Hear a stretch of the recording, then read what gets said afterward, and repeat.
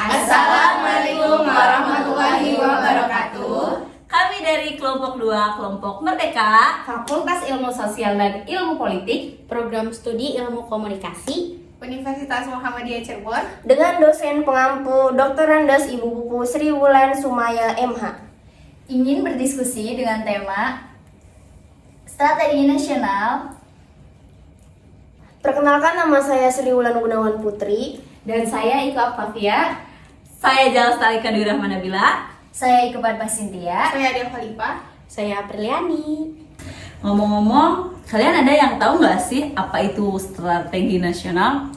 Strategi nasional adalah yang memajukan Indonesia dalam bidang poleksus budahangkam, politik, sosial, budaya, ekonomi, pertahanan, dan keamanan yang memajukan serta kedaulatan NKRI. Oke, lalu apa sih tujuan strategi nasional itu? Tujuan strategi nasional di sini ialah untuk melindungi hak-hak seluruh bangsa Indonesia tanpa terkecuali, dan juga pelaksanaan kewajiban-kewajiban dengan melaksanakannya pemerintahan untuk mengatur keamanan, mensejahterakan kehidupan seluruh bangsa Indonesia. Oke, apa pentingnya strategi nasional menurut kamu, Ike? Oke, jadi pentingnya strategi nasional itu dapat memberikan penjelasan dan tujuan dalam kehidupan bernegara. Wow. Dari penjelasan, tujuan, dan apa pentingnya strategi nasional, ada yang tahu nggak sih contoh kasus yang menyangkut strategi nasional? Ada. Apa tuh? Ada, aku dulu ya. Boleh. Tadi apa? Contoh kasus. Yang terlintas di dalam pikiran aku tuh dalam sosial ini ya, itu kayak perkawinan di bawah umur, pernikahan dini. Oh gitu. Iya, Pernikahan dini. dini. Coba Karena menurut kamu? pernikahan dini itu banyak ya dampaknya. Kayak seperti dampak dari pernikahan dini yang dimana anak itu belum siap secara mental, itu biasanya banyak ujung-ujungnya aborsi, terus pembuangan anak, Sedih banget. menelantarkan Kayak yang di anak. TV-TV itu ya. Iya. Terus banyak juga jadi meningkatnya angka kemiskinan juga. Terus Populasi. iya, populasi, karena terus juga karena mental seorang ibu di usia dini itu jadi peningkatan cerai juga, perceraian gitu. Terus banyak sih, selain itu penelantaran anak itu, padatnya penduduk itu juga termasuk. Ya itu. Dampaknya ya berarti. Banyak ya, terutama dalam pelanggaran hak asasi manusia, karena banyak anak-anak yang ingin dilahirkan tapi harus terpaksa, ada yang aborsi, ada orang tua, banyak juga, bukan ada, banyak kasus-kasus di mana orang tua membunuh anaknya kayak gitu, karena ketidaksiapan mental seseorang itu dalam pernikahan tersebut. Sedangkan Betul. setiap manusia punya hak untuk hidup ya, Iya. hak Iya. untuk dilahirkan. Dari banyaknya dampak tersebut, ada nggak sih cara meminimalisir pernikahan dini menurut April?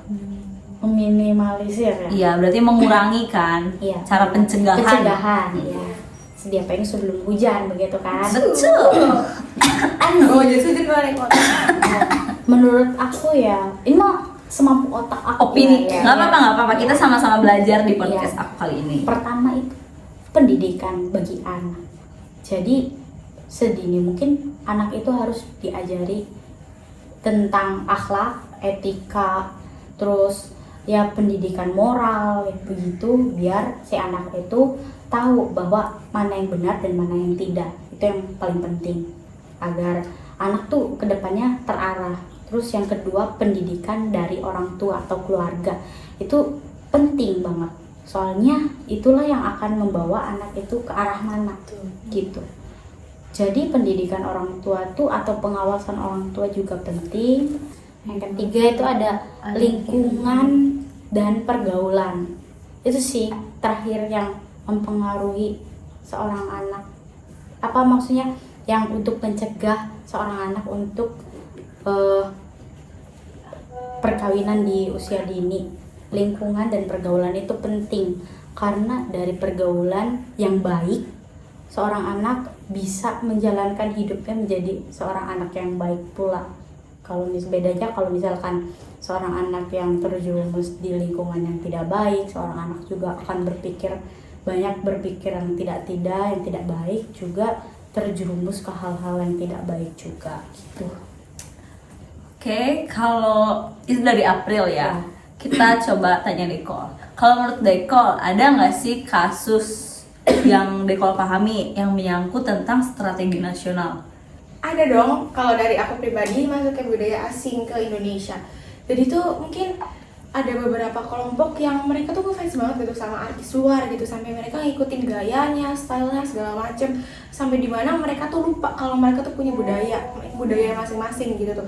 Sampai kalau misalkan dibilangnya sama tetangganya, kamu jangan kayak gitu, mereka malah bilang di negara itu, di negara aku nggak kayak gini kok. Sampai mereka punya mindset bahwa mereka tuh pengen banget gitu kayak pindah negara biar mereka tuh nggak dicerotehin kayak gini terus gitu.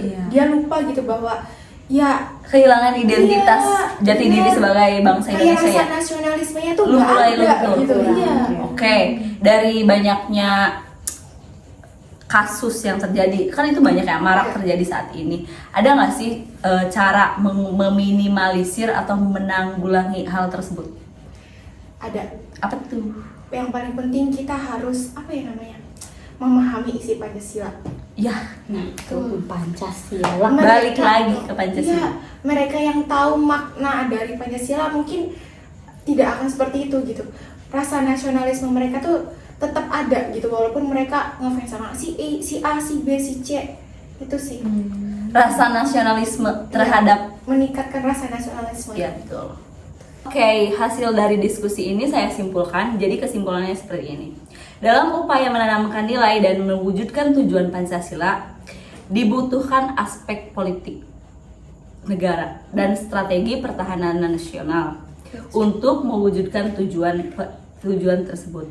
Hal ini dapat dilakukan dengan cara merancang strategi nasional dengan pemikiran yang panjang dan menyeluruh, serta menciptakan kehidupan politik negara yang sehat dan transparan dengan mempertimbangkan 3 hal.